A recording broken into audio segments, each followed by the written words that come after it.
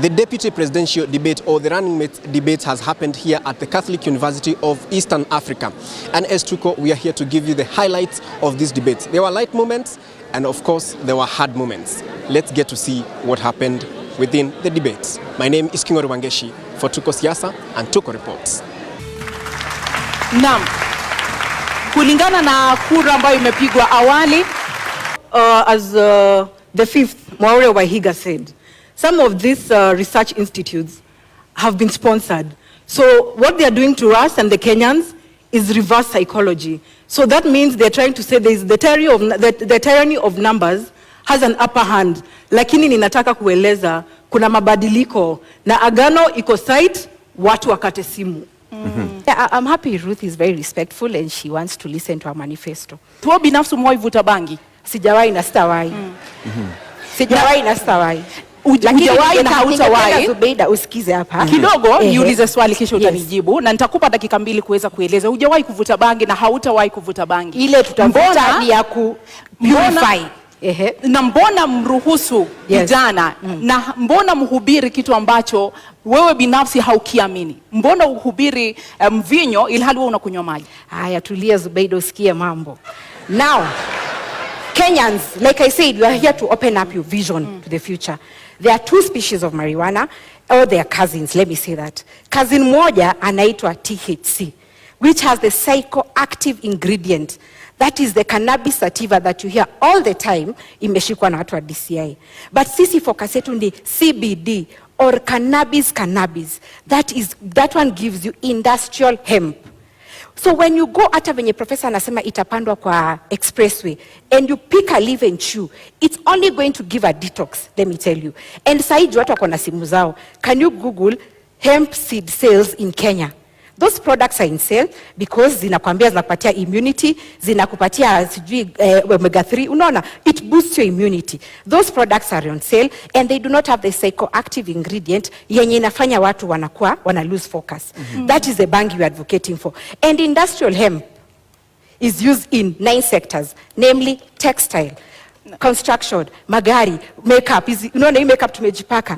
The options, food and beverage, the options are many. So we are not here. And let me tell you Kenyans, consumption ama kuvuta ni kitu kidogo sana. Ruth, unamwamini? Simuamini.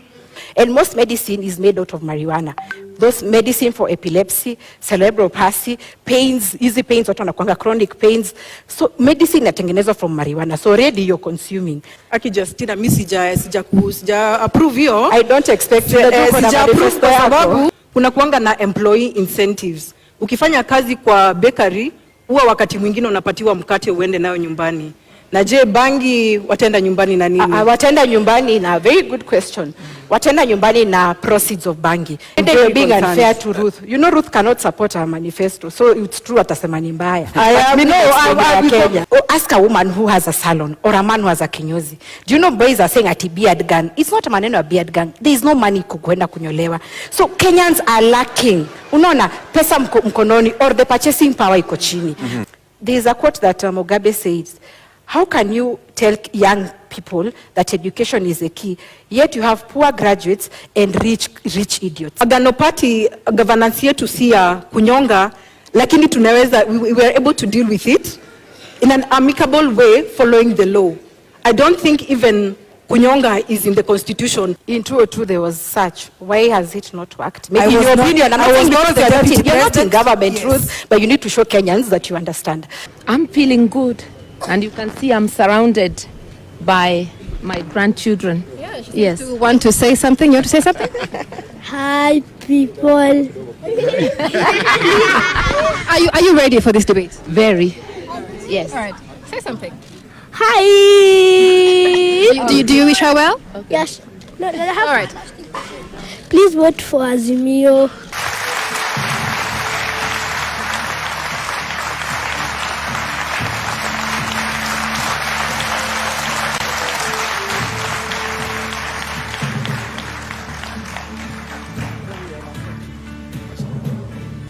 Mwai Kibaki needed Martha Karua. And at a time when Martha Karua needed to assist Mwai Kibaki, she quit.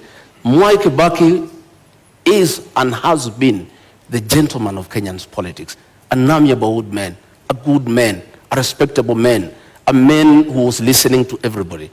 Any leader who could not work with Mwai Kibaki, I have serious doubt that leader can work with anybody else. Why Azimio cannot push William Ruto to resign is because William Ruto is not an appointee of President Uhuru Kenyatta. He is elected by the people of Kenya. If it was the previous constitution, William Ruto would have been sacked a long time ago and replaced with Gideon Moi. And that was the plan. But you have a national audience. What is the source of the money that was frozen? Because that is the context. Pardon? What is the source of this money that was frozen? I have said many times that I'm a victim of blackmail by President Uhuru Kenyatta.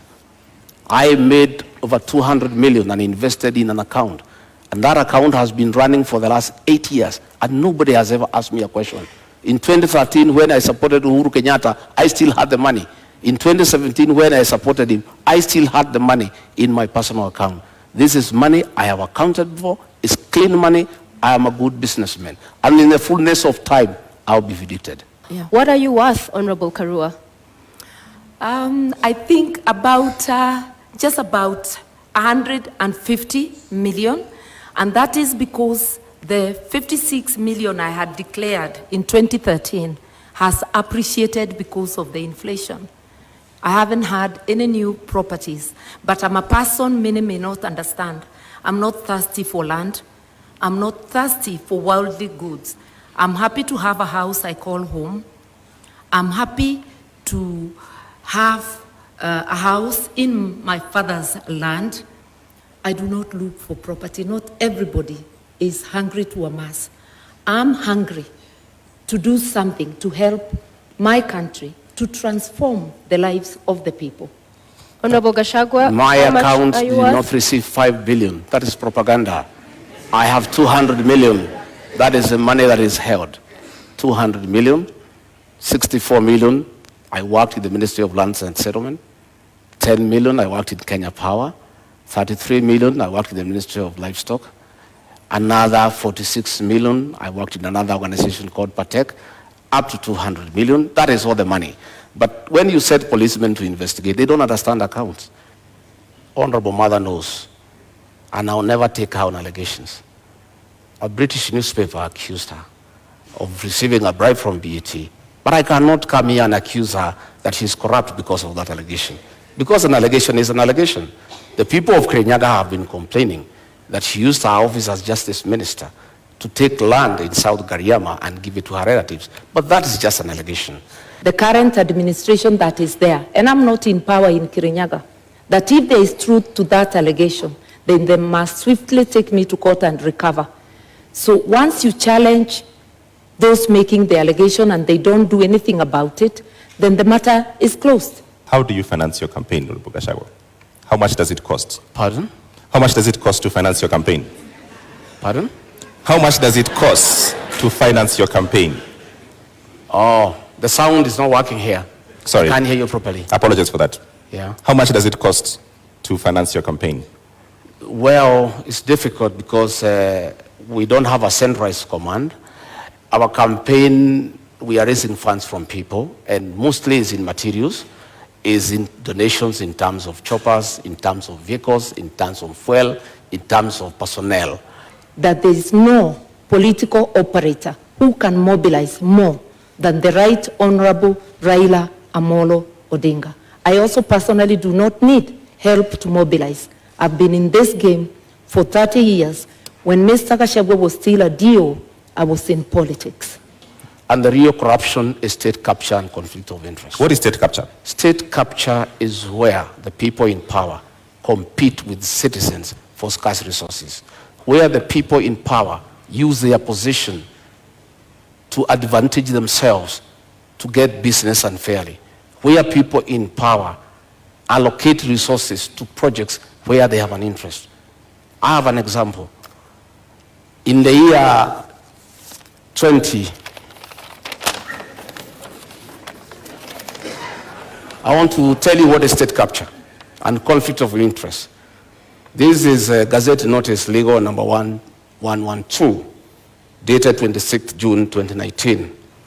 In the exercise of powers conferred by Section 106 of the Stamp Duty Act, the Cabinet Secretary of the National Treasury and Planning, on the recommendation of the Cabinet Secretary for Lands and Physical Planning, directs that the instruments executed in respect of the transactions relating to the merger of NIC, PLC, and Commercial Bank of Africa shall be exempt from the provisions of the Act.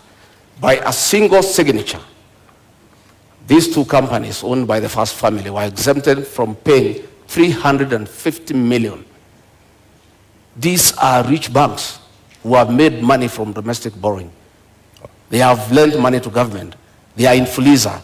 The owners are the richest people in Kenya.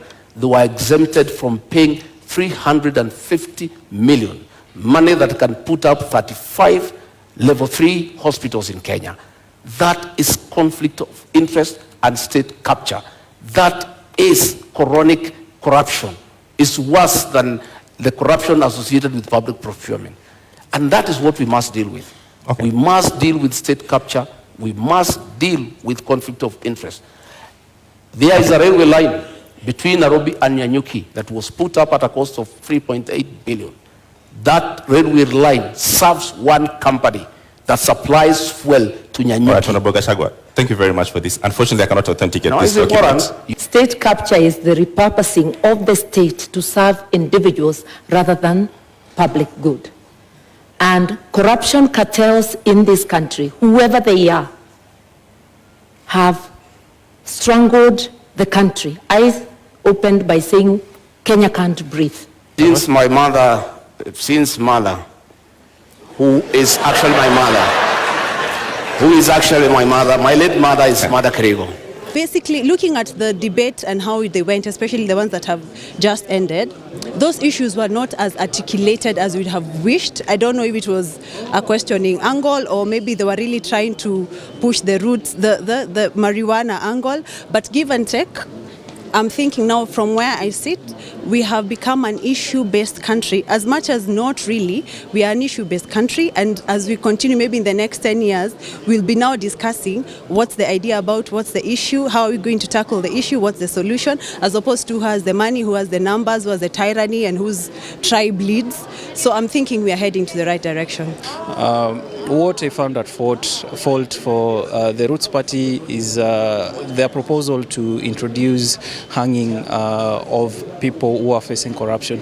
What you're saying as a human rights organization, as Kenya Human Rights Commission, we're saying that people who are accused of any crime, there's a due process that needs to be followed. People need to be taken to the courts and due process to take place and not resort to such retrogressive and human rights violations such as hanging. So that's my biggest takeaway from the debate.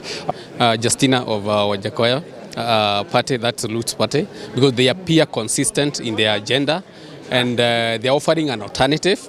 It's for people to decide whether that is perhaps the future that we might go and decide maybe the economy in agriculture, and perhaps they are going to improve on the regulations and expound on the economic value and the benefits of it. Perhaps this is an alternative Kenyans might consider in future. Yeah. Honorable Gachagua has represented the Kenya Kwanza team very well. I would have wished that there will be balanced time given to the various issues that are bedeviling the country. A lot of concentration was on integrity and corruption issues. There was less on economy. And we believe that the next debate should focus much more, because what is ailing the country now is the cost of living and is issues around who can be trusted to revive the Kenyan economy, who has the plan to do it, and to be able to implement the constitutional requirements to enable the Kenyans to benefit. I hope that the next debate, the presidential debate, will be much more focused on the real issues that needs to be done to be able to revive the Kenyan economy. My observation, the first debate between Justina Wamai and Ruth Mutua, it was a good debate, but in my opinion, I felt like they dwelt much on the Roots Party manifesto, and we didn't get to hear more on the Agano Party manifestos. And right now, the debate that we've just come from, I believe that Rigathi Gachagua was more of attacking Uhuru Kenyatta. Uhuru Kenyatta was not here. I want to tell Mr. Rigathi Gachagua he should go and look for Uhuru Kenyatta and fight him personally and not during this debate. And I believe Martha Karua was calm. She took the blows kindly, and it was a good debate. Thank you very much.